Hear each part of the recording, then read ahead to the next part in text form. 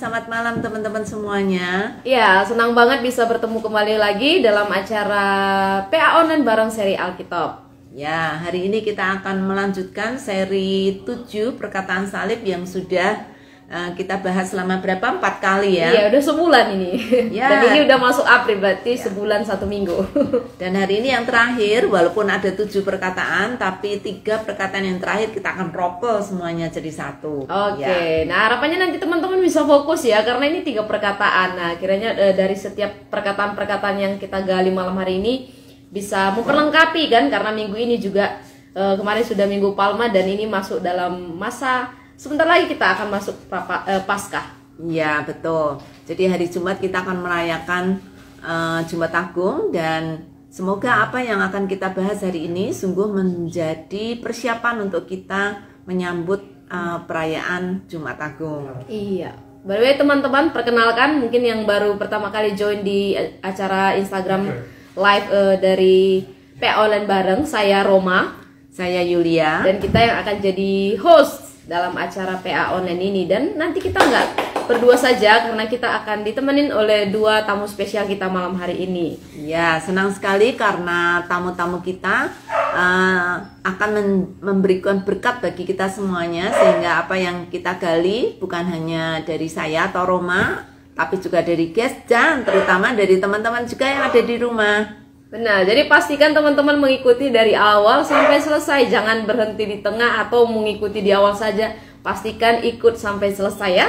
Tapi bukan hanya ikut, pastikan teman-teman juga ikut aktif ya. Jadi ketika kita memberikan pertanyaan, silahkan teman-teman juga ikut menjawabnya lewat live chat. Iya, gampang sekali, ada komen itu di bawah Instagram teman-teman. Silahkan langsung tuliskan nanti komentarnya, pelajarannya, atau mungkin pertanyaan yang terkait dengan apa yang kita gali malam ini bisa ditanyakan juga. Ya, apa saja. Pokoknya pastikan teman-teman ikut aktif ya.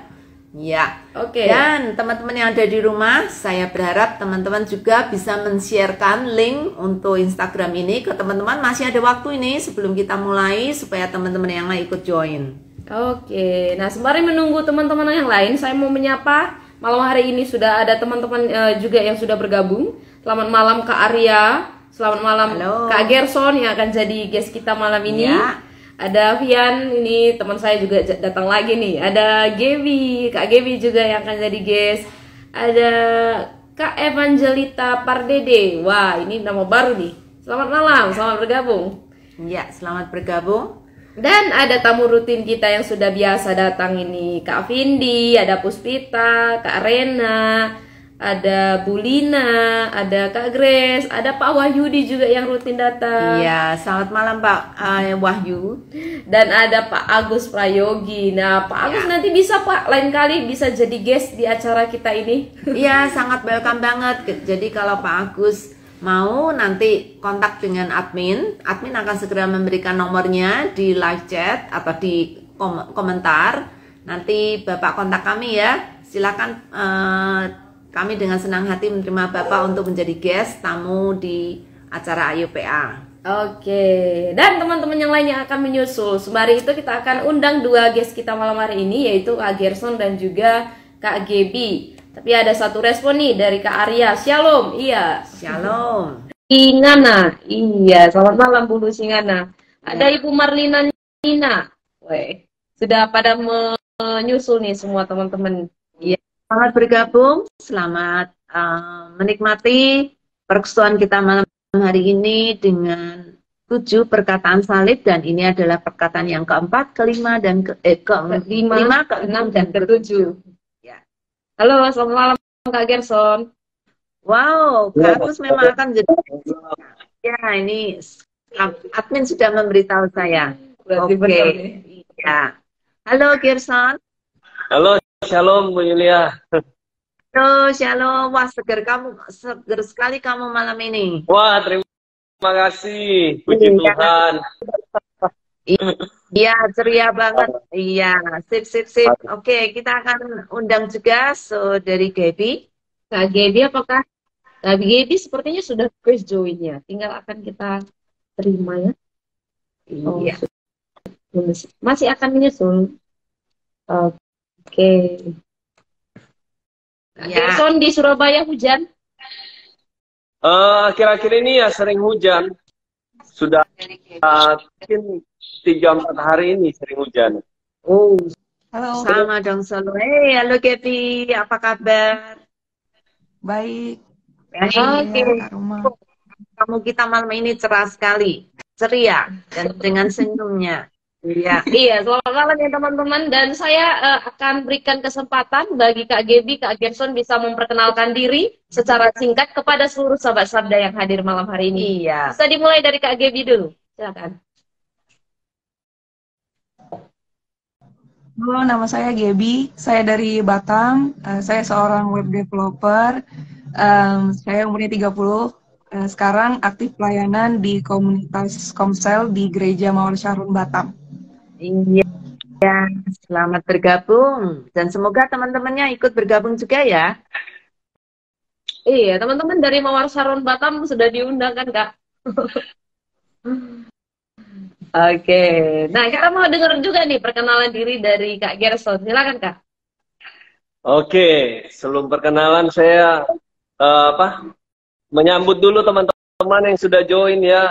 Teman-teman saya tuh ada yang dari sini juga, Bion ya, buat semua Remo.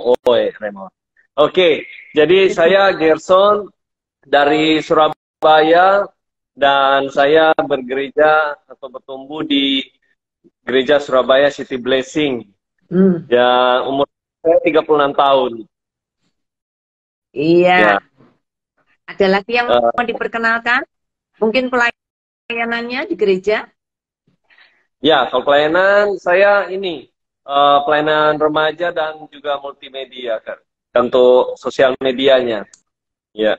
Oke, ya. Semoga teman-temannya semua bergabung pada malam hari ini ya, ikut mendapatkan berkat. Ya. Oke, terima kasih Kak Gerson, Kak Gaby. Harap teman-teman sudah pada mengenal ya. Kalau enggak, nanti di belakang kita bisa kenalan lebih lagi dengan kedua guest kita. Oke, malam hari ini kita akan segera mulai acara kita. Dan kami mengingatkan sekali lagi bahwa kita ada dalam acara PA Online bareng Serial Alkitab, di mana kita membahas pasal-pasal yang terkenal dalam Alkitab. Dan kali ini spesial pasca kita membahas 7 perkataan salib. Dan ini adalah hari terakhir untuk membahas 3 perkataan salib yang terakhir. Ya. Nah, sebelum kita mulai, mari kita berdoa. Saya minta Ibu Yulia bisa pimpin doa. Mari kita berdoa. Bapa kami yang di surga, sungguh bersyukur malam hari ini kami boleh bersama-sama merenungkan firman-Mu. Tuhan, kami ingin mempersiapkan hati, mempersiapkan pikiran, karena Jumat nanti kami akan merayakan Jumat Agung. Tuhan, kami berdoa biarlah firman-Mu yang kami renungkan malam hari ini boleh berbicara kepada kami secara pribadi, sehingga kami boleh dikuatkan, kami boleh dibangunkan, sehingga kami boleh semakin mengasihi Engkau dan semakin bersungguh-sungguh di dalam kami melayani Engkau. Terima kasih Tuhan, kami bersyukur untuk Gerson dan Gaby yang sudah bersama-sama dengan kami. Ternyata Tuhan, Roh-Mu yang bekerja, memberikan hikmat kepada mereka, sehingga apa yang mereka katakan, apa yang mereka sudah persiapkan, sungguh itu boleh menjadi berkat bagi teman-teman dan kami semuanya. Terima kasih Tuhan, dalam nama Tuhan Yesus, Juru Selamat kami yang hidup, kami berdoa. Amin. Amin. Oke, teman-teman, beberapa minggu bahkan sebulan belakangan ini kita sudah belajar dari 4 perkataan salib yang sudah kita pelajari. Dan perkataan-perkataan itu kalau Bapak Ibu lihat ada di Injil ya, 4 Injil yang sudah ada di Alkitab kita. Yang pertama itu ya Bapa, ampunilah mereka sebab mereka tidak tahu apa yang mereka perbuat. Dan perkataan Yesus yang kedua adalah, aku berkata kepadamu, sesungguhnya hari ini juga engkau ada bersama-sama dengan aku di dalam Firdaus. Nah, setelah itu perkataan yang ketiga, ini Yesus ngomong kepada ibu dan juga murid yang dikasihi, ibu inilah anakmu, dan dikatakan inilah ibumu. Dan yang perkataan keempat yang kita bahas minggu lalu itu, Eloi, Eloi lama sabachthani, yang berarti Allahku, Allahku, mengapa engkau meninggalkan aku. Dan malam hari ini kita akan melihat 3 perkataan salib yang terakhir. Nah, teman-teman, perkataan salib, 3 perkataan salib yang terakhir ini terdapat dari Injil Yohanes dan juga Injil Lukas. Dan kalau kita mau tahu pribadi penulis ini, Injil Yohanes merupakan Injil yang ditulis oleh Yohanes. Dia adalah murid yang dikasihi Yesus, makanya dia menempatkan dirinya sebagai orang ketiga. Kalau di seluruh Injil Yohanes dikatakan murid yang dikasihi itu. Bahkan kemarin ya yang kata aku haus juga yang Eloi Eloi juga itu ada bersama dengan murid yang dikasihi. Dan Yohanes menekankan tentang pribadi Yesus yang adalah anak Allah. Dan kalau di-compare dengan Lukas, Lukas ini menempatkan dirinya sebagai penulis yang bukan orang Yahudi, karena memang dia bukan orang Yahudi, dan dia menekankan tentang pribadi Yesus yang adalah juru selamat bagi dunia. Jadi universal ya. Dan kitab Lukas ini merupakan kitab yang sangat lengkap. Apalagi nih Bu? Iya, salah satu keunikan dari Injil Yohanes adalah banyaknya kata-kata akulah roti, akulah hidup, akulah jalan, gitu ya. Yohanes sangat sangat indah sekali ketika menceritakan tentang siapakah Kristus bagi dia dan juga bagi orang-orang yang menjadi pembacanya. Selain itu juga Yohanes memberikan banyak sekali impresi tentang kedekatan Yesus dengan orang-orang tertentu gitu ya, seperti perempuan Samaria, Nikodemus. Oh, Yohanes sangat intim sekali dan melihat bagaimana Yesus sangat intim juga dengan orang-orang yang dilayani oleh Yesus. Itu juga salah satu keunikan dari Injil Yohanes. Sedangkan Lukas, nah Lukas ini belum pernah ketemu dengan Yesus. Iya. Dia mengetahui Yesus dari temannya Paulus kan? Ya, dari Paulus dan banyak sekali Paulus juga tidak pernah bertemu dengan Yesus secara fisik gitu ya. Tetapi Lukas juga banyak sekali berteman dengan murid-murid Tuhan Yesus yang saat itu masih hidup, dan dia tahu banyak sekali tentang Yesus dari orang-orang yang pernah menjadi murid Yesus gitu ya ketika Yesus masih hidup. Jadi impresi Lukas kelihatannya sangat berkesan sekali tentang pribadi Yesus yang anak manusia sekaligus anak Allah. Ya.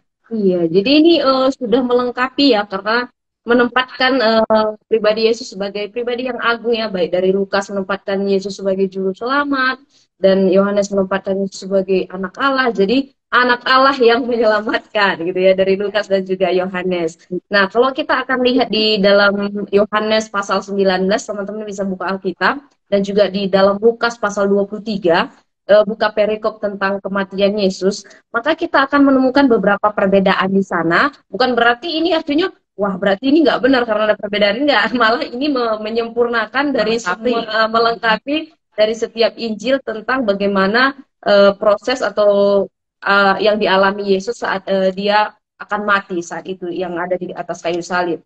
Nah, kalau kita lihat, silakan teman-teman buka ya. Kalau kita lihat di dalam waktu penyalipannya, di dalam Lukas itu dijelaskan tentang waktu ya, bagaimana ada waktu yang terjadi ketika jam 12 sampai jam 3 itu ada kegelapan yang terjadi, sedangkan di Yohanes tidak dituliskan gitu. Jadi secara secara detail itu lebih banyak dituliskan di dalam kitab Lukas, ya, di kitab Injil Lukas.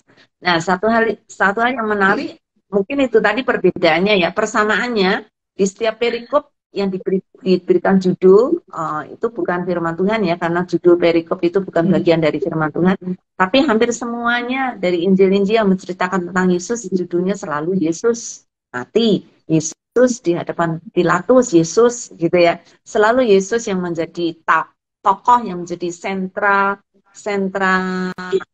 karakter gitu ya di dalam seluruh peristiwa kematian Kristus. Nah, itu persamaan antara kedua Injil ini ketika menceritakan tentang kematian Kristus ya.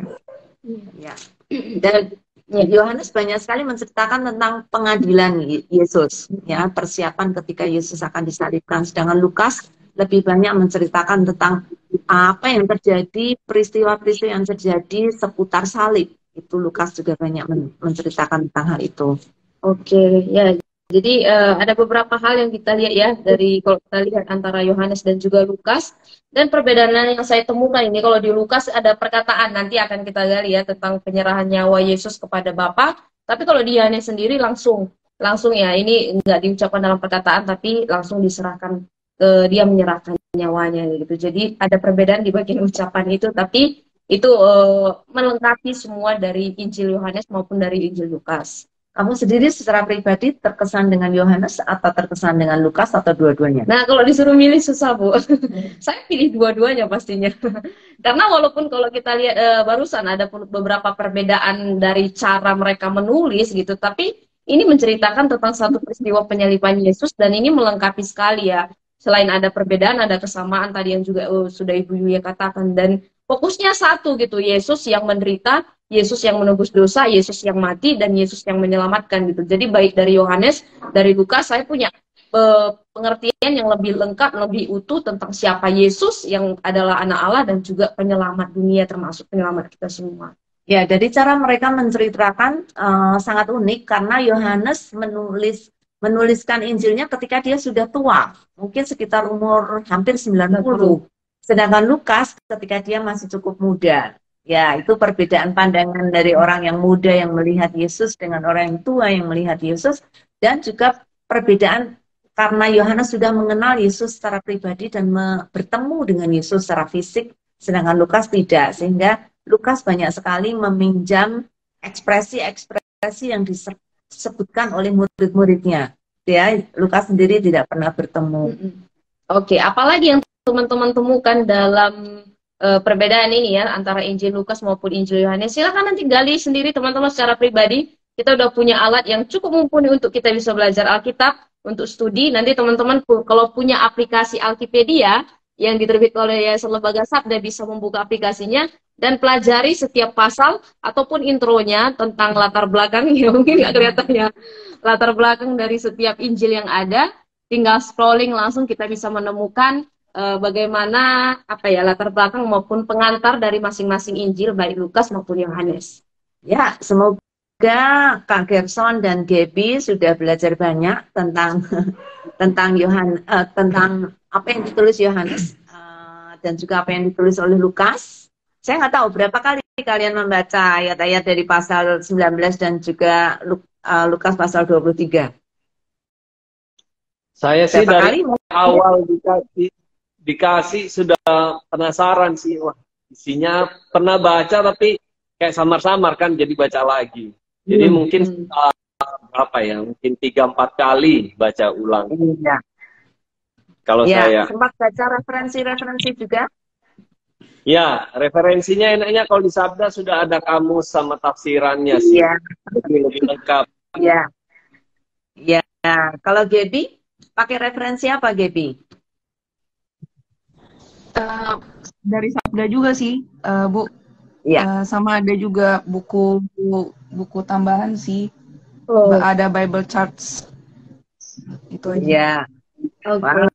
Oke. Sekarang semakin mengenal, maksudnya apakah dibandingkan sebelumnya dengan membaca berkali-kali dan juga merenungkan dan juga meneliti setiap peristiwa yang ada, apakah sekarang menjadi lebih jelas dibandingkan sebelumnya?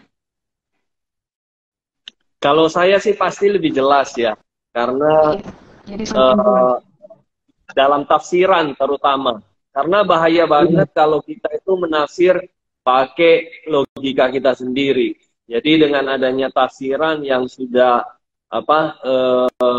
dari sana ya, dari bapak-bapak gereja dan juga dari cendekiawan gereja, jadi kita tuh lebih terarah untuk ini referensinya. Iya. Oke. Nah, kita akan menggali ya lebih dalam dari dua perkataan. Pertama dulu dari Yohanes. Silakan teman-teman bisa buka langsung Alkitabnya dari Yohanes pasal 19 ayat 28 sampai ayat 30. Tapi sebelum itu ada tanggapan nih dari Kak Agus. Salam, first time join dalam program ini. Ada juga Bu Lucy, shalom semua. Dan juga Pak Agus, appreciate to Sabda Ministry. Oke. Ya. Kiranya belajar banyak juga Kak Agus malam ini. Ya, selamat bergabung. Oke, teman-teman, kita akan baca dua ayat dari Yohanes 19 ayat 28 dan juga ayat 30. Saya akan baca sebelum kita gali bersama. Firman Tuhan, sesudah itu karena Yesus tahu bahwa segala sesuatu telah selesai, berkatalah ia, supaya genaplah yang ada tertulis dalam kitab suci. Aku haus. Ayat 30. Sesudah Yesus meminum anggur asam itu, berkatalah ia, sudah selesai. Lalu ia menundukkan kepalanya dan menyerahkan nyawanya. Oke, kita akan menggali dua ayat ini, dua perkataan juga yang ada di sini. Nah, saya akan tanya dulu ke Kak Gerson nih. Apakah menurut Kak Gerson, Yesus masih ada dalam keadaan sadar saat itu? Dan dari mana Kak Gerson tahu? Ya, jadi Yesus kan ayat 28 ya. Sudah itu karena Yesus tahu bahwa segala sesuatu telah selesai, berkatalah ia supaya genaplah yang ada tertulis. Jadi Yesus tuh udah tahu. Dan orang di dalam mencapai kesadaran, dia tuh pasti tahu apa yang akan dia perbuat. Jadi menurut saya Tuhan masih sadar pada waktu itu. Karena ditulis di sana bahwa Yesus tahu akan segala sesuatu telah selesai. Ya, betul. Tuhan Yesus nggak pingsan. Ya. Tuhan Yesus juga tidak, tidak sempoyongan gitu ya. Tetapi Yesus masih memiliki kesadaran penuh ya pada saat Yesus mengucapkan kata-kata ini gitu ya.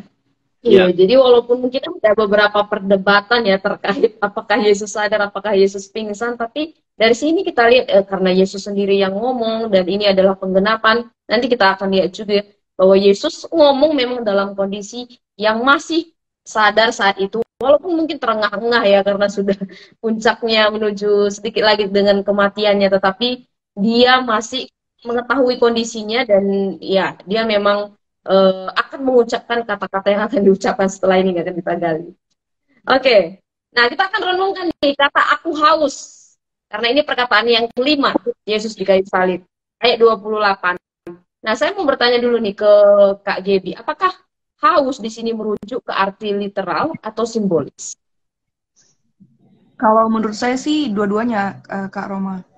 Secara literal memang karena Yesus aware dengan situasinya sendiri, kalau dia memang haus. Yang kedua, untuk memenuhi nubuatan di Mazmur 22. Nah, karena Mazmur 22 itu adalah messianic psalm. Jadi kalau misalnya saya lihat kenapa Yesus harus mengekspresikan hal ini, karena dari Mazmur 22 itu semua, ada banyak hal yang bisa diekspresikan tanpa Yesus ngomong. Misalnya kayak dia dihujat, dia misalnya dan sebagainya gitu. Cuman kalau untuk haus dia harus mengekspresikan karena cuman dia yang bisa ngerasain sendiri. Makanya saya rasa kenapa Yesus menyebutkan hal ini untuk menggenapi Mazmur 22 itu. Menurut saya sih gitu, Kak. Ya, betul, luar biasa ya. Apa yang sudah Yesus rasakan pada saat itu, jelas kemanusiaan Yesus terlihat dengan jelas ya. Yesus tergantung di atas kayu salib 6 jam dan dia tidak minum, ya. Dia kehausan dia itu betul-betul haus gitu ya secara fisik. Tapi at the same time Yesus juga sadar, itu tadi yang dikatakan Kak Gerson ya. Yesus masih sadar dan sesadar-sadarnya dan dia mengucapkan itu dengan penuh kesadaran, aku haus, juga dia ingin menggenapi keseluruhan nubuatan tentang kematian Kristus dan itu merupakan satu hal yang bagi saya luar biasa ya. Bahkan untuk satu hal yang detail tentang haus pun Yesus masih sadar dan artinya apa? Yesus juga menguasai perjanjian lama. Kalau enggak dia nggak tahu. Nah, kenapa dia menguasai perjanjian lama? Karena dia sendiri penulis dari seluruh Alkitab ya, sehingga dia tahu mana yang harus digenapi dan mana yang harus dia selesaikan gitu. Dan ini adalah penggenapan dari nubuatan itu. Sebenarnya saya mau tanya, mungkin ada tambahan juga ya dari Kak Gerson. Walaupun sebenarnya sudah dijawab sedikit ya. Apa maksud Yohanes ketika mengatakan bahwa kata-kata Yesus ini adalah penggenapan dari kitab suci? Kitab suci yang mana? Tadi sudah dijawab dari Mazmur 21 ya, tapi ada ayat yang lain juga nih. Ya, silakan, jadi, mungkin. Jadi tadi juga Bu Yuli sudah bilang bahwa memang Yesus datang ke dunia ini karena dia penulisnya. Jadi Yesus bukan datang untuk meniadakan hukum Taurat. Karena para ahli Taurat, orang-orang Farisi zaman itu menganggap Yesus ini kayak membawa ajaran baru ya. Jadi mereka bahkan menentang Yesus. Jadi menurut saya kata-kata Yesus ini adalah penggenapan kitab suci. Nah, di dalam Mazmur 69:2 kan dibilang mereka memberi aku makan dan memberi pada waktu aku haus mereka memberi aku minum anggur asap. Jadi Yesus menggenapi Mazmur 69 ayat 22 ini. Menurut saya sih seperti itu sih maknanya. Ya. Oke. Jadi kata-kata yang diucapkan ini adalah penggenapan dari apa yang sudah dikatakan kitab suci di Perjanjian Lama ya, dan ini ada dalam rencana dan kehendak Tuhan semata-mata, karena tadi seperti yang dibilang bahwa ketika dia ngucapin dan melakukan penggenapan ini, membuktikan bahwa dia sendirilah yang dinubuatkan, dia sendiri yang menggenapi. Ya. Betul, Kak. Iya. Nah, selain aku haus ditanya apa? Ada tambahan? Oh ya, sorry. Jadi gini, kenapa kok manusia, kenapa kok Tuhan yang harus menggenapi ya? Karena manusia semuanya gagal total dalam melakukan hukum Taurat. Bahkan dari zaman Musa, pada waktu Musa saja udah di atas gunung, mendapatkan 10 hukum Taurat, mereka bangsa umatnya di bawah tuh menyembah berhala. Jadi karena gagal total. Jadi itulah akhirnya Tuhan datang menggenapi hukumnya. Iya. Silakan, Kak. Iya.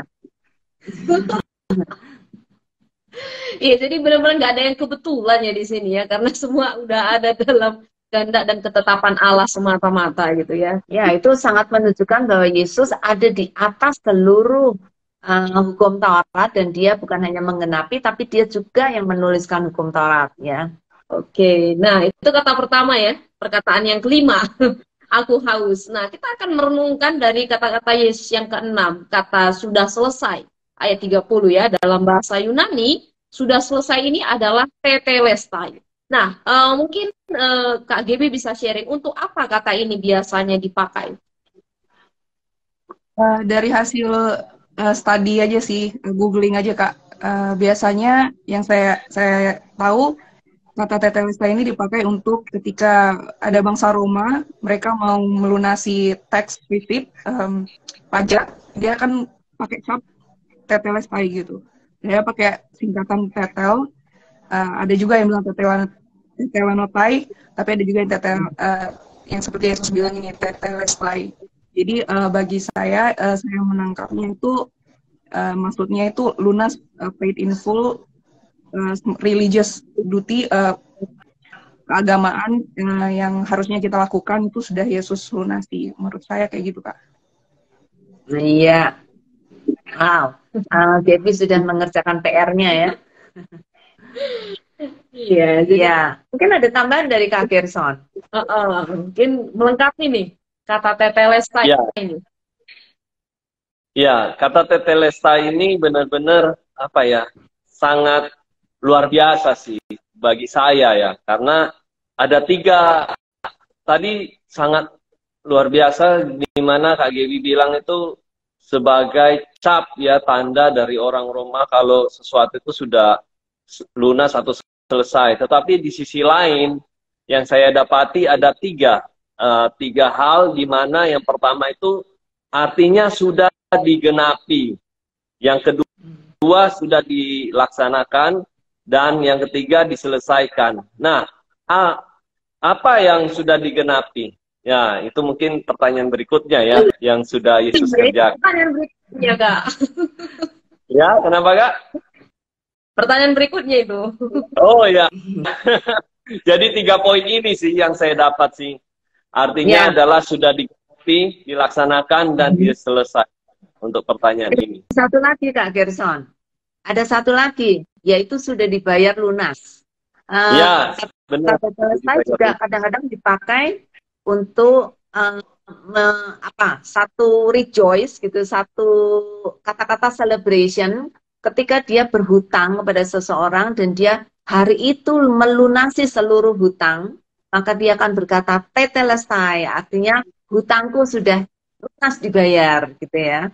Ya, tadi Gaby sudah menyebutkan juga ya tentang hal itu. Ya, ini bagi saya itu merupakan satu satu kesan yang sangat dalam gitu ya, karena Yesus melunasi hutang kita gitu ya, karena kita sudah berdosa, dan ketika Tuhan menyelesaikan seluruh hutang yang kita, hutangnya bukan kepada setan ya, hutang kepada Allah Bapa. Nah, Tuhan Yesus mewakili kita untuk membayar lunas kepada Bapa semua hutang, yaitu hutang dosa. Ya. Oke, nah teman-teman apakah juga menemukan kata tetelestai dalam pengertiannya atau dalam sejarahnya Silakan masukkan di kolom komentar ya. Atau mungkin ada pertanyaan terkait TTS atau terkait aku haus tadi yang perkataan yang sudah kita bahas tadi. Nanti kita akan bacakan setelah ini. Oke, nah saya akan bertanya lagi ke Kak Gebi ya, bahwa di sini adalah tentang pelunasan utang. Nah, kita mau lihat nih, apa yang Yesus sebenarnya sudah selesai kerjakan atau lakukan terhadap kata ini. Menurut saya Kak, yang Yesus lakukan itu 10 hukum Taurat sama 613 hukum Musa. Menurut saya Itu yang sudah selesai dikerjakan. Iya. Oke, apakah ada tambahan dari Kak Gerson? Ya, jadi ada 3 hal tadi ya, memang 4 hal dengan yang sudah lunas mengenai hutang ya. Tetapi kembali lagi 3 poin tadi yang saya bahas itu adalah di mana yang pertama sudah digenapi, artinya Yesus menggenapi nubuat tentang kedatangannya dan juga semua hal yang akan dilakukan ya dari zaman Adam dan Hawa, bahkan manusia pertama ketika jatuh dalam dosa. Nubuat tentang Yesus ini sudah ada. Terus apa yang dia laksanakan? Jadi Yesus telah melaksanakan semua persyaratan hukum Allah yang sempurna, seperti tadi Kak Gedi bilang, semua 613 semua, 10 hukum semua. Itu yang dilakukan dengan sempurna, karena tidak ada satu manusia pun selain Tuhan yang datang jadi manusia yang bisa melaksanakan semuanya. Dan apa yang ia selesaikan? Ia menyelesaikan apa yang Allah perintahkan kepadanya, di mana dia katakan bahwa makananku ialah melakukan kehendak Bapa. Ya, jadi benar-benar Tuhan Yesus sudah bukan hanya melunasi hutang, tetapi dia juga melunasi tugas atau menyelesaikan tugas yang Allah berikan bagi dia. Yesus diutus ke dunia untuk melaksanakan tugas yang Allah sudah perintahkan kepada dia, dan Yesus menyelesaikan seluruh tugas Allah dan tidak ada yang terkecuali. Iya, jadi ketika Yesus bilang telah selesai, sebenarnya kata ini juga bisa mengacu kepada udah selesai terlaksananya sebuah tugas itu tadi, misi itu tadi, dan bahkan dari Kejadian 3 ya, ayat 15, ketika manusia jatuh ke dalam dosa, Tuhan telah menubuatkan, dan itu sudah digenapi saat Yesus ada di atas kayu salib, dan ketika dia ucapkan tetelestai, karya penebusan dosa atas dosa manusia itu selesai dikerjakan oleh Yesus melalui dia ada di atas kayu salib. Ya, bukan hanya menyelesaikan tugas memenuhi menggenapi hukum Taurat, tetapi juga tugas penyelamatan yang Allah berikan kepada Yesus untuk dilaksanakan, yaitu untuk mati di atas kayu salib. Nah, makanya ada satu falsafah, dia lahir untuk mati. Sebuah kalimat yang paradoks, tapi memang untuk itulah ketika Yesus datang ke dunia ini, memang dia ditetapkan untuk mati, sehingga utang kita bisa selesai. Tanpa kematian Yesus, kita akan berutang dah selama-lamanya. Oke, nah saya akan bertanya, tadi Kak Gebi ya, sekarang Kak Gerson deh. Nah, apa pentingnya nih arti kata-kata ini dari ayat 30 menurut Kak Gerson? Ya, jadi ketika Yesus berkata sudah selesai, itu sangat penting bagi manusia. Kenapa? Karena ketika manusia sudah jatuh dalam dosa, kita semua sudah terpisah dengan Allah Bapa ya. Dan artinya kita itu berhutang sama Allah Bapa. Yesus datang ke dunia untuk melunasi semua hutang-hutang yang kita nggak sanggup. Yang manusia itu udah nggak sanggup lagi ya. Sedangkan hutang secara materi aja orang, sampai saya dengar berita ada yang sampai bunuh diri ya. Apalagi hutang dosa. Kita itu sampai di dalam kekekalan, bayangin aja dengan keterpisahan dengan Allah Bapa itu sangat-sangat mematikan. Jadi tidak ada kehidupan kalau kita terpisah dengan Allah Bapa. Nah, Yesus datang membawa kehidupan itu. Jadi makna yang begitu dalam di ayat 30 ini bagi saya seperti itu sih. Ya, ya betul. Merupakan satu apa ya? Satu itu tadi sebenarnya sebuah apa?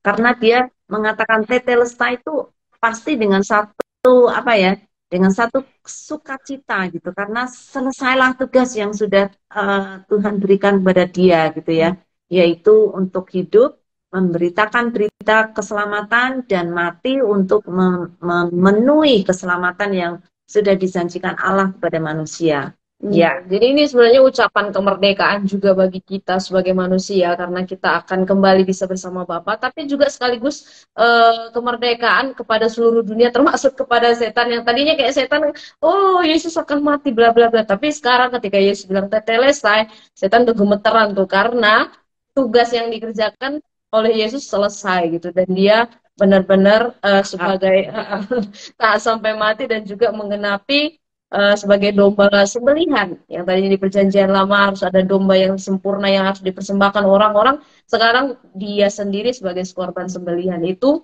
dengan darahnya yang sempurna, dengan darahnya mahal menyelesaikan utang dosa kita.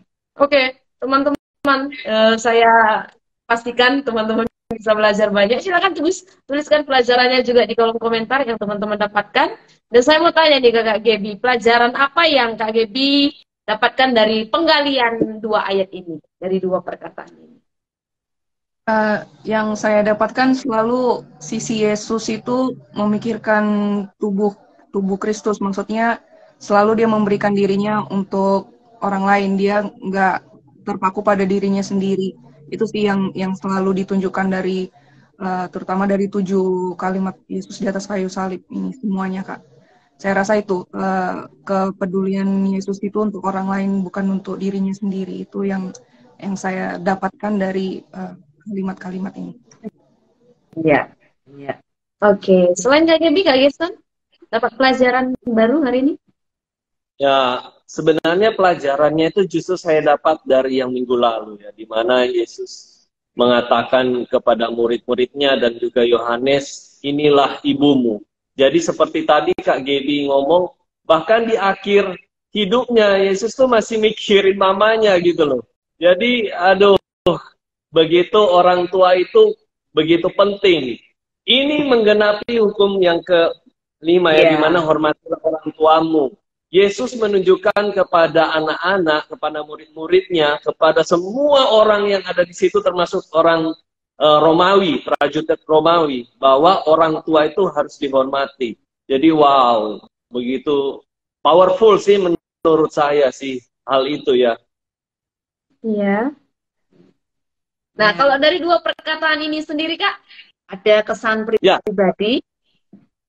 Ya, kalau dua ini, kalau yang tetelestai menurut saya, di mana kata itu mencerminkan perjuangan, bahwa Tuhan pun sampai akhir hidupnya itu masih berjuang buat manusia. Bahkan kalau kita baca pada waktu dia naik ke surga, dia menjadi imam besar, nggak langsung istirahat atau duduk di singgasana rebahan ya, tetapi dia justru berdoa syafaat menjadi imam besar bagi kita ini yang masih di bumi, yang masih berjuang di bumi. Jadi gambaran sudah selesai bagi saya ini sangat juga luar biasa. Selain yang tadi yang ibu itu, yang orang tua itu, yang kedua ini menurut saya juga luar biasa, di mana Yesus masih berjuang dengan kita.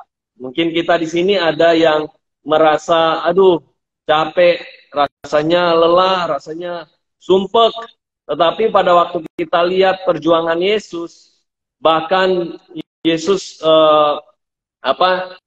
menyelesaikan pekerjaannya di atas dunia ini sebagai manusia pada waktu itu yang sempurna. Menurut saya itu powerful banget sih. Iya.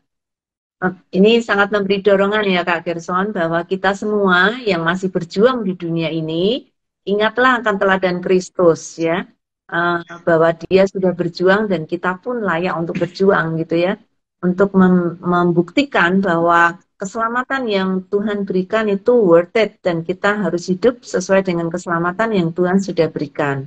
Thank you. Saya dapat berkat tuh dari itu Kak Gerson. Nah, apakah teman-teman sahabat Sabda yang hadir malam hari ini juga sudah mendapatkan berkat atau belajar sesuatu? Silakan tinggalkan di kolom komentar ya. kesan atau pelajaran atau mungkin pertanyaan seputaran dari dua perkataan yang sudah kita gali dari Yohanes 19 ayat 28 sampai 30. Dan ini udah ada tanggapan nih dari teman-teman sahabat sabda yang sudah hadir. Tapi baru dari Kak Agus nih. Kak Agus atau Pak Agus ya? Nah, dari Pak Agus. Kak ya. Oke, tetelestai perkataan Yesus di atas kayu salib sama dasar katanya dengan perkataan Paulus. Saya berkata, aku telah mengakhiri pertandingan. Wow. Sip. Ya. Artinya finish, fulfill, selesai, lunas, tergenapi. Dan ditambahkan juga dari masih dari Kak Agus, kata yang dipakai Paulus, teteleka. Iya, punya kata dasar yang sama ya. Betul, sudah selesai, finish. Kalau Paulus selalu melihat hidup itu sebagai satu pertandingan gitu ya. Pertandingan untuk dimenangkan. Dan ketika pertandingan betul-betul selesai dikerjakan dan dia menang, nah inilah sudah selesai tugasnya. Iya, teman-teman, tugas kita belum selesai. Kita masih bertanding. Masih berjuang, kadang-kadang masih mengeluh. Ya enggak? Saya nggak tahu Gaby sama Gerson. Kadang-kadang menghadapi hidup nggak selalu mudah ya. Kadang-kadang ada kesulitan. Tapi Tuhan menjadi teladan bagi kita. Thank you. Oke, nggak ada tanggapan lagi nih dari teman-teman lain. Ya, teman-teman yang di rumah. Jangan cuma menonton doang. Ayo kita tulis apa pelajaran yang saudara dapat pada malam hari ini. Atau kemarin Kak Gerson ingin bertanya sesuatu? Atau Kak Gaby ada pertanyaan yang mau dilemparkan ke sahabat-sahabat? Oke, kalau nggak ada lagi kita akan lanjut dulu ya. Nanti kiranya kalau masih ada waktu teman-teman yang mau live bareng kita bisa banget. Nanti bisa join dengan request join atau mungkin ingin kita undang supaya memberikan pelajarannya langsung boleh banget. Nah, kita lihat sekarang ya di Lukas pasal 23. Mari kita langsung buka Alkitab kita ke Lukas dari pasal 23. Kita fokus di ayat 46, tapi nanti kita lihat juga perikop Yesus mati dari ayat 44 sampai ayat 49. Oke, saya akan bacakan untuk ayatnya. Di sini dikatakan ayat 46. Lalu Yesus berseru dengan suara nyaring, "Ya Bapa, ke dalam tanganmu kuserahkan nyawaku," dan sesudah berkata demikian, ia menyerahkan nyawanya. Nah, tapi kita lihat perikopnya ya dari 44 sampai 49. Saya akan bertanya ke Kak Gerson dulu. Apa yang terjadi pada kisaran jam 12 sampai jam 3 sore dari ayat 44 sampai 45 ini? Ya, jadi sekitar jam segitu itu terjadi gelap gulita ya di seluruh daerah daerah Golgota, daerah dekat Golgota itu. Jadi gimana setelah itu juga karena matahari nggak bersinar. Kenapa? Pada waktu itu juga terjadi hal yang luar biasa di mana tirai bait suci terbelah dua. Artinya tidak ada lagi yang memisahkan kita dari Allah Bapa. Karena tirai itu sudah dibuat kita itu bisa menghadap Allah Bapa secara langsung melalui Yesus Kristus. Ya. Oke. Ya, bagus sekali. Ya, jadi ada beberapa tanda-tanda alam yang terjadi ketika Yesus ada di atas kayu salib, kira-kira jam 12, yang harusnya terik-teriknya matahari malah terjadi kegelapan, dan juga matahari tidak bersinar saat itu ya, matahari benar-benar menyembunyikan dirinya. Tanda-tanda alam sendiri juga tidak menerima akan apa yang sudah dilakukan oleh manusia kepada Yesus saat itu, dan tadi yang Kak Gerson jelaskan, tabir bait Allah terbelah menjadi dua. Nah, kita akan lihat perkataan Yesus yang terakhir. Kita akan renungkan sama-sama ya. "Ya Bapa, ke dalam tanganmu kuserahkan nyawaku," ayat 46. Menurut Kak Gaby, mengapa Yesus mengucapkan kata-kata terakhirnya dengan suara nyaring?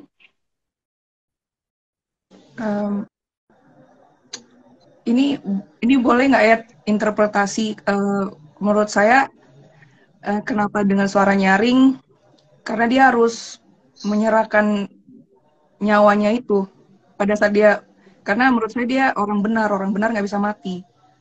Menurut saya seperti itu sih Kak. Jadi dia harus memang menyerahkan sendiri nyawanya dengan cara ya dia bersuara nyaring. Itu menurut saya sih Kak, interpretasi saya. Iya. Menurut Kak Gerson, apakah ada makna di balik kata nyaring di sini? Iya, nyaring itu kan berarti setengah teriak ya. Berarti ada di mana Tuhan itu menyerahkan secara sukarela. Jadi Tuhan itu bukan mati karena karena maut datang menguasai Tuhan Yesus, tetapi karena Tuhan sendiri yang menyerahkan nyawanya. Jadi ada kehendak dari Tuhan Yesus sendiri. Karena kalau manusia biasa dicambuk aja pasti udah mati pasti ya. Tetapi kalau kita lihat Yesus masih bertahan bahkan sampai di kayu salib. Bahkan sudah dehidrasi dan juga mungkin kekurangan cairan, tapi Tuhan masih punya power ya. Karena ia sendiri memberikan dan menyelesaikan tugasnya. Iya, Memberikan sebenarnya nyawanya. tidak natural. Tidak natural ya. Kalau orang yang sudah disalib 6 jam, dia seharusnya sudah kehilangan semua cairan tubuhnya dan tenaganya dan energinya sudah habis untuk menahan sakit gitu ya. Tetapi ini kayak the last breath, maksudnya nafas terakhir yang dia ingin berikan dan akan diserahkan tadi kayak Kak Gerson bilang gitu ya. Jadi nafas terakhir dia habiskan dengan benar-benar satu, dengan kekuatan tenaga yang masih tersisa secara manusia, secara tubuh manusia, dia lakukan itu. Saya kira selain tadi yang Kak Gaby dan Kak Gerson katakan juga, dia nyaring supaya apa yang dia sampaikan ini didengar oleh semua orang yang ada di situ. Jadi Yesus bukan bisik-bisik gitu ya, bukan bisik-bisik. Terus orang menginterpretasikan salah gitu ya.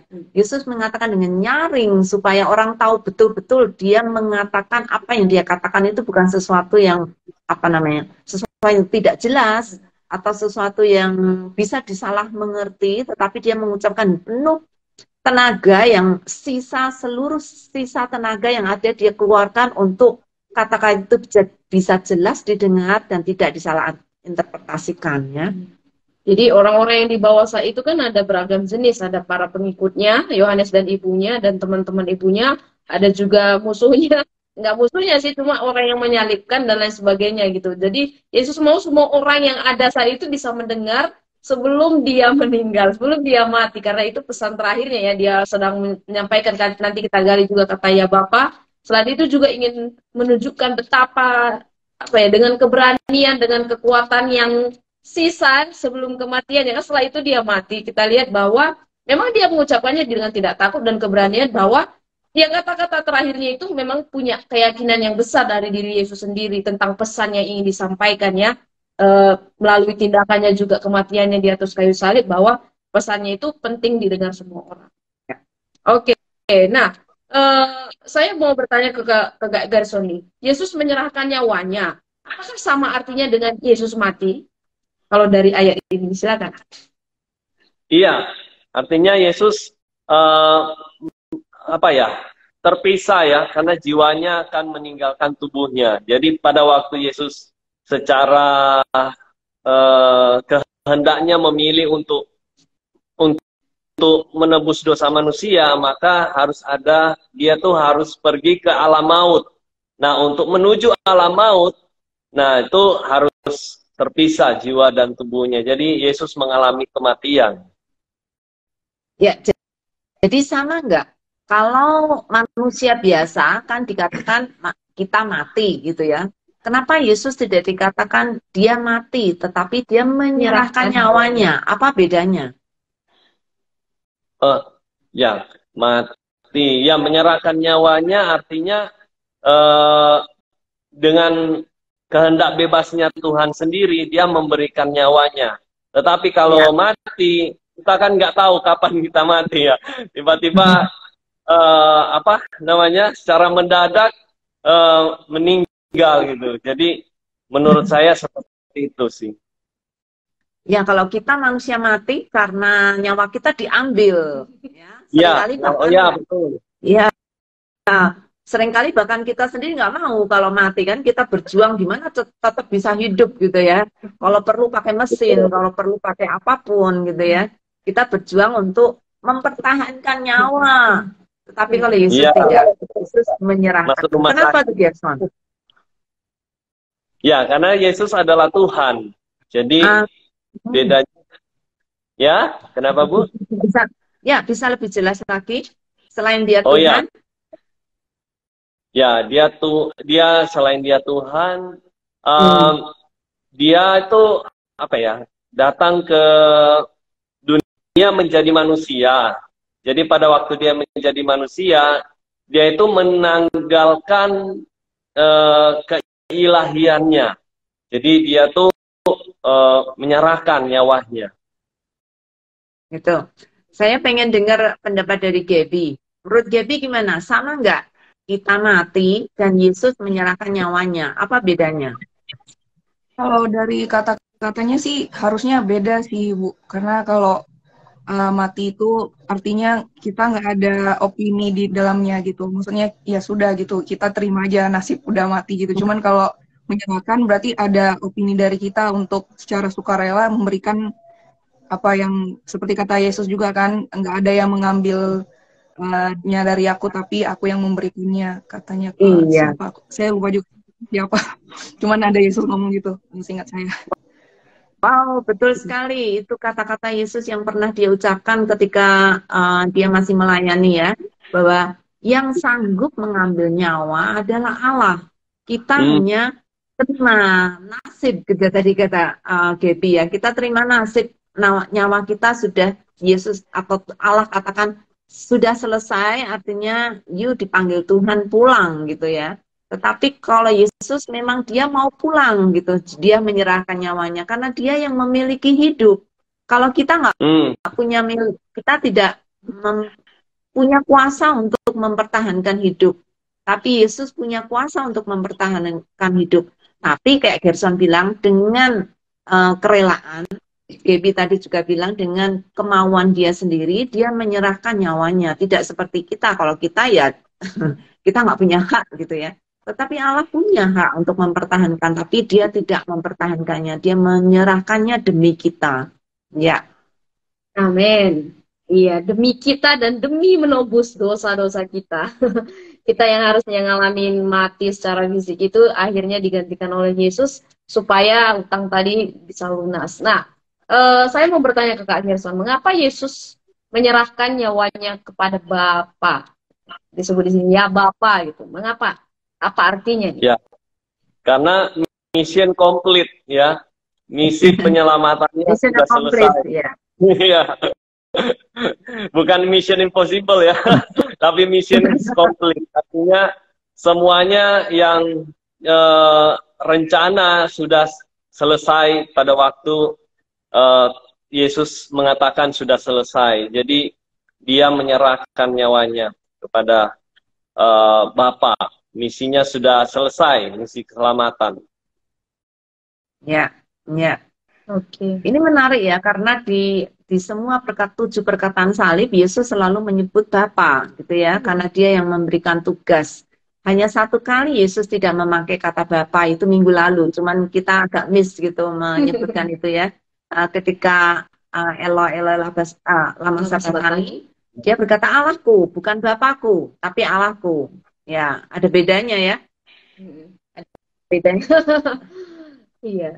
Ada bedanya karena Allah saat itu tidak bertindak sebagai Bapa, tetapi sebagai hakim. Dan Yesus harus mengalami penghukuman, maka dia tidak menyebut Bapa, tapi dia menyebut Allah karena dialah yang menjadi hakim dan dia menanggung murka hukuman yang Allah berikan. Ya, bukan Bapa. Iya. Apalagi bagusnya kalau kita lihat memulai perkataan kemarin, dari perkataan pertama itu, ya Bapak ampunilah mereka. Sekarang ditutup dengan kata, ya Bapak, ke dalam tanganmu kuserahkan nyawaku. Ini dimulai dengan kehendak dari Bapak, diselesaikan juga karena kehendak Bapak. Dan tadi misi komplit, selesai, sempurna 100%. Nah, setelah Yesus, kita lihat ya di ayat-ayat selanjutnya, setelah Yesus menyerahkan nyawanya, apakah teman-teman, mungkin Kak Gaby ya, sekarang Kak Gaby bisa membagikan apa respon dari orang-orang yang ada di situ? Responnya dari situ yang tertulis di Alkitab, memukul-mukul diri, lalu berdiri jauh-jauh sambil menyaksikan kejadian itu. Kira-kira memukul-mukul itu kenapa ya? Mungkin ada rasa penyesalan sepertinya Bu. Hmm. Harusnya tidak terjadi seperti itu. Jadi rasa kesalnya itu ditimpakan ke dirinya sendiri dalam bentuk memukul-mukul diri. Ya, Iya, itu salah satu responnya dari orang-orang banyak yang saat itu sudah hadir ya, memukul-mukul diri mereka pulang. Apakah menemukan respon yang lain yang ada di situ selain orang banyak?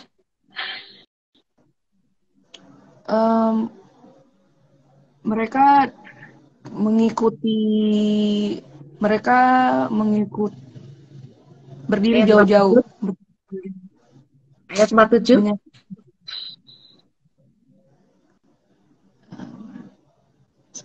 Ada yang memuliakan Allah. Ya, siapa itu? Di sini kepala pasukan. Iya. Ya.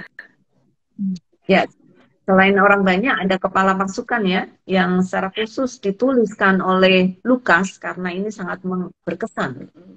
Ya. Kan di Injil Matius juga minggu lalu dituliskan ya, bahwa kepala pasukan juga, kalau di sini dikatakan malah merespon, sungguh orang ini adalah orang benar gitu ya. Padahal sebelumnya dia yang mukul, dia yang nyalipin, dan ini kepala gitu. Setelah Yesus mengucapin beberapa hal termasuk yang penyerahan nyawanya, dikatakan ia memuliakan Allah dengan perkataannya. Mungkin dia juga yang sebelumnya mengolok-olok ya, bisa jadi ngejek-ejek. Iya, bisa jadi. Nah, ada beberapa respon yang kita temukan ya, ada yang akhirnya memuliakan Allah, ada juga yang memukul-mukul diri, merasa menyesal dan lain sebagainya. Ada juga ya perempuan yang mengikut. Silakan, gimana Kak? Oh, ada yang takut juga, ada yang ketakutan. Takut sampai menyingkir jauh-jauh ya. Iya, ada juga yang mengakui bahwa Yesus adalah anak Allah. Iya. Kepala Ya, pasukan. Iya.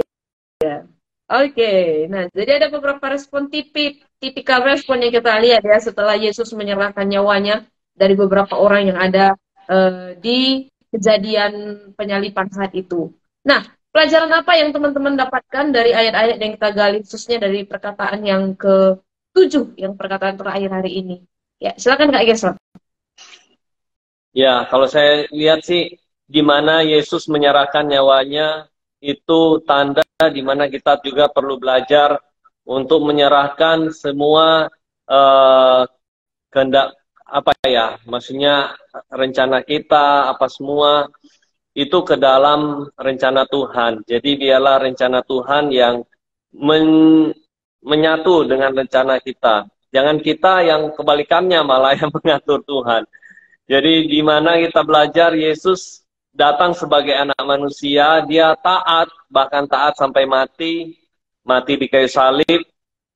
Salib juga ada simboliknya ya. Kalau kita lihat di mana ada secara vertikal dan horizontal.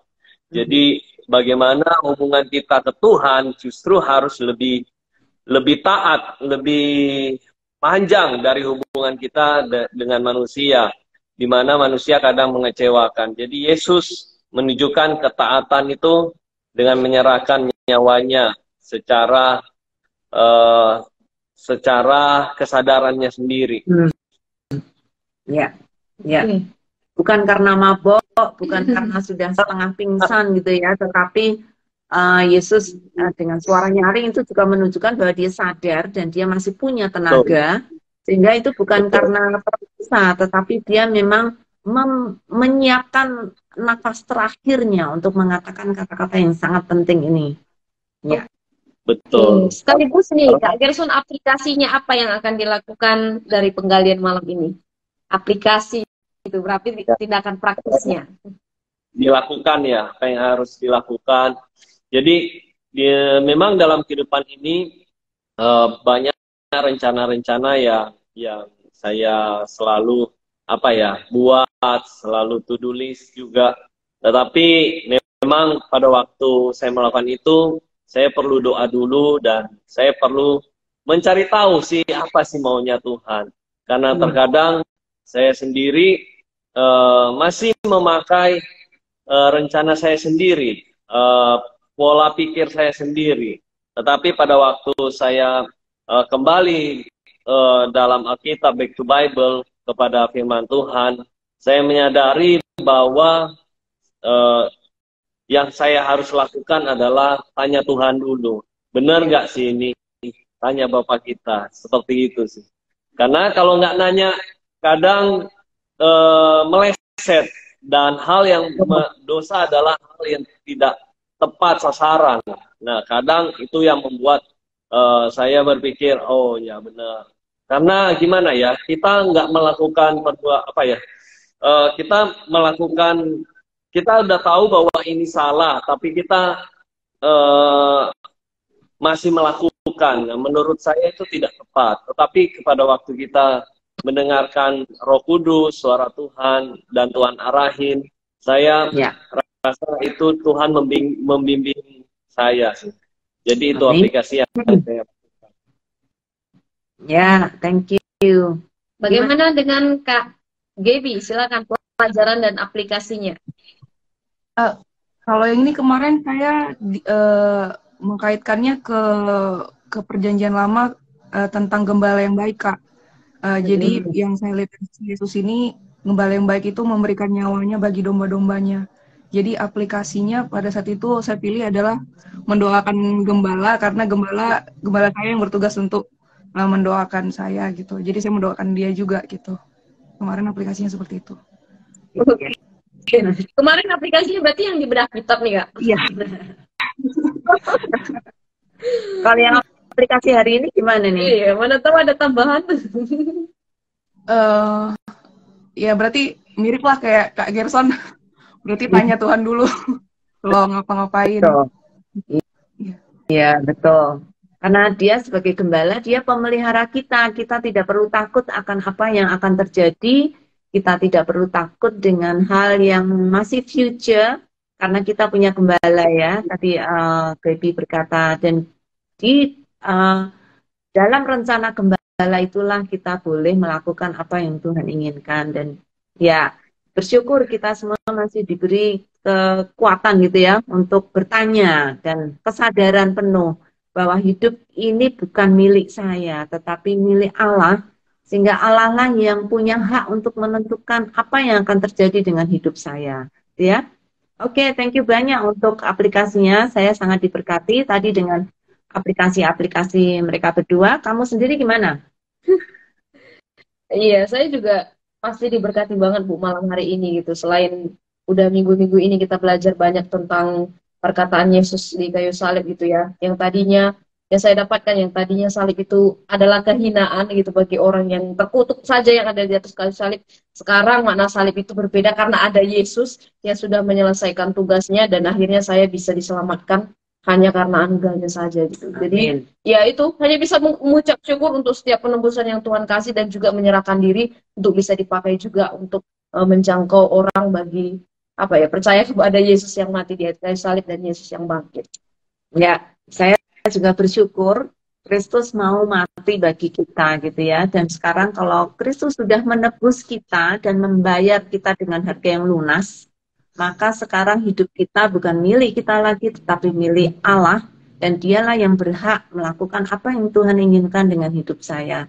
Itu merupakan satu pelajaran yang sangat indah untuk saya, bahwa Kristus di dalam 7 perkataan salibnya itu sungguh memberikan penekanan yang sangat kuat ya, bahwa Yesus taat kepada Allah karena Allah yang memiliki segalanya dan dia ditugaskan oleh Allah dan dia sekarang mission accomplished. Sekarang misi yang Tuhan sudah berikan itu benar-benar sudah dilaksanakan. Thank you untuk Gerson dan Gaby yang sudah men-sharingkan. Iya, ada banyak tanggapan, kita baca dulu. Iya, banyak nih. Oke, saya akan bacakan tanggapan dulu ya. Mungkin ada beberapa pertanyaan nanti juga akan kita bacakan setelah tanggapan. Menurut Ray, menurut saya Yesus teriak nyaring karena itulah yang dia punya terakhir kalinya. Iya, kata terakhir ya. Tanggapan dari Nikos, perkataan Yesus di ayat 46 sama dengan firman Tuhan dalam Mazmur 31 ayat 5. Iya, ini juga nubuatan. Mazmur 21. Iya. Dari Bu Deborah, menarik bagi saya. Kata pertama dahulu, Yesus memanggil Bapa. Dan kalimat terakhir ini juga Yesus memanggil Bapa. Iya. Tangan-tangannya Allah. Ya. Nah, tanggapan terakhir juga, selanjutnya, sebelumnya Yesus memanggil Allah dalam perkataan Allahku, Allahku, mengapa engkau meninggalkan aku? Iya. Tanggapan dari Pak Agus, penyerahan nyawa Yesus Yesus adalah bukti bahwa dialah secara nyata yang menggantikan semua nyawa manusia untuk menebus dan menyelamatkan semua manusia yang nyawanya tertawan oleh maut.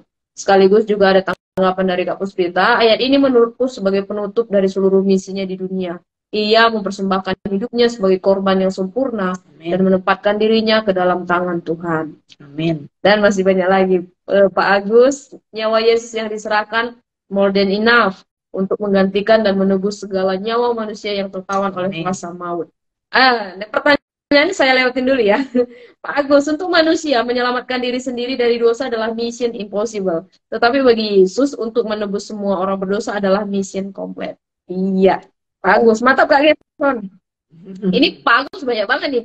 Gembala dalam Mazmur 23 relate dengan Sang Kristus yang adalah gembala yang baik yang memberikan nyawanya bagi domba-dombanya. Nah, ada juga dari Kak Ocha, berkat atau tanggung jawab yang Tuhan beri saya akan selesaikan dengan ketaatan dan dalam tuntunan kuasa Roh Kudus. Amin. Mari kita meneladani Kristus ya. Nah, ada satu pertanyaan nih teman-teman dari Ray. Sorry, menurut saya gelap gulita itu karena mendung atau gerhana ya Kak? Neither. Bukan dua-duanya. Memang gelap saat itu memang sama sekali tidak gerhana, memang tapi gelap ya. Tanda-tanda alam seperti biasa, gelap gulita semua di daerah tempat itu dan dikatakan matahari sama sekali tidak menunjukkan dirinya. Matahari sama sekali juga tidak bersinar ya saat itu. Jadi benar-benar gelap total. Nah, mungkin ada tambahan dari teman-teman? Ya, sudah. Seperti yang Oke, jadi seperti yang saya bilang tadi, di mana kalau ketiadaan Tuhan adalah kematian ya. Jadi tetapi pada waktu adanya Tuhan itu adalah kehidupan. Jadi itu cuma di mana terang itu seakan-akan tidak ada ya. Jadi adanya kegelapan. Itu menurut saya arti simbolik sih. Simbolis sih. Karena tidak adanya matahari. Matahari kan membawa cahaya terang. Ya. Jadi pada waktu itu aja sih. Tiba-tiba tidak ditulis di sana pernah sih ada kejadian zamannya Yosua ya. Tetapi itu kayak tanda-tanda alam yang aneh sih tentang matahari juga. Tetapi kalau yang ini memang ya karena memang Tuhan sih. Jadi itu yang menyatakan keilahiannya Yesus. Ya, tapi bukan simbolis ya, Gerson. Itu sungguh-sungguh terjadi dan secara sejarah bisa dibuktikan bahwa saat itu gelap gulita gitu ya, bukan karena gerhana, bukan karena mendung gitu ya, tetapi karena alam yang ingin ikut berduka karena anak terpisah dari Allah. Walaupun untuk sementara waktu, ya. Ya. Iya. Iya, mungkin ini pertanyaan terakhir sebelum kita tutup ya. Masih dari menyerahkan nyawa, apakah sama dengan bunuh diri? Bunuh diri. Sudah sangat jauh sekali. Gimana teman-teman? Ya pasti beda ya menurut saya. Menyerahkan nyawa ya kayak yang tadi Bu Yuli bilang, gimana Tuhan sendiri yang memberikan. Beda dengan manusia. Manusia pasrah. Kapan aja Tuhan mengambil. Tetapi kalau menyerahkan, kayak kita nih mau ngasih barang ke orang. Kita pasti kita pengen ngasih. Tetapi beda sama kayak tiba-tiba diambil gitu. Diambil dari kita. Nah kalau bunuh diri menurut saya, kita tuh mengambil jalur yang harusnya kita ke sana tapi kita ambil duluan. Itu bedanya sih kalau saya ya. Ya. Yang jelas bukan bunuh diri, gimana caranya Yesus mau bunuh diri? Tangannya dipaku. Gimana caranya dia mau menjatuhkan diri aja juga nggak bisa gitu ya. Yang jelas dia tahu waktunya sudah sampai, secara fisik kekuatannya juga sudah habis. Dan dia menyerahkan nyawanya itu hanya sebagai satu pernyataan gitu ya, pernyataan bahwa akulah yang memiliki nyawa dan aku mau memberikan itu kepada Bapa, bukan karena diambil, tetapi aku sendiri dengan sukarela memberikan nyawaku bagi penebusan, bagi tebusan bagi orang banyak. Ya. Ya. Sekaligus pernyataan, ini juga sekaligus penekanan karena beberapa Injil juga mencatat bahwa Yesus menyerahkan nyawanya ya. Dia sendiri yang memiliki nyawa tersebut. Nah, sekaligus tanggapan terakhir setelah ini kita selesai. Dari Bu Lina sudah selesai berarti anugerah Tuhan sudah komplit sehingga kita tidak perlu menambahkan apapun. Keselamatannya sudah sempurna. Iya, sudah selesai sempurna tapi kita masih punya tugas untuk menyelesaikan misi Allah, untuk membagikan kabar baik. Ini yang terakhir dari terakhir. Iya, semoga ini terakhir. Pak Wahyudi, terima kasih banyak. Amin. Jangan sia-siakan pengorbanan Kristus di atas kayu salib. Betul. Mari kita menyerahkan hidup kita kepada Allah, biarlah Allah yang memakai hidup kita sesuai dengan apa yang Dia inginkan. Karena Dia sudah mati di atas kayu salib untuk kita. Mari kita juga menyerahkan hidup kita bagi Kristus. Amin. Selamat menapaki jalan salib. Nah, kita akan bentuk serangkaian acara PA Online bareng ini. Saya minta kesediaan Kak Gerson bisa menutup dalam doa. Ya, mari kita satu di dalam doa, kita berdoa. Bapa di surga, kami bersyukur Bapa di mana Engkau datang ke dunia ini di dalam kasih-Mu melalui pengorbanan Yesus Kristus menyelamatkan kami. Sehingga pada malam hari ini pelajaran yang sangat berharga di minggu-minggu sengsara ini, di mana Engkau yang memberikan nyawamu, tetapi ya Tuhan kami juga ada respon, ada hal yang perlu kami lakukan yaitu taat. Kami belajar taat seperti Yesus yang taat sampai mati. Untuk itu kami bersyukur Bapak, berikanlah kami hati seperti Tuhan Yesus yang mau taat dan juga berjuang sampai akhir.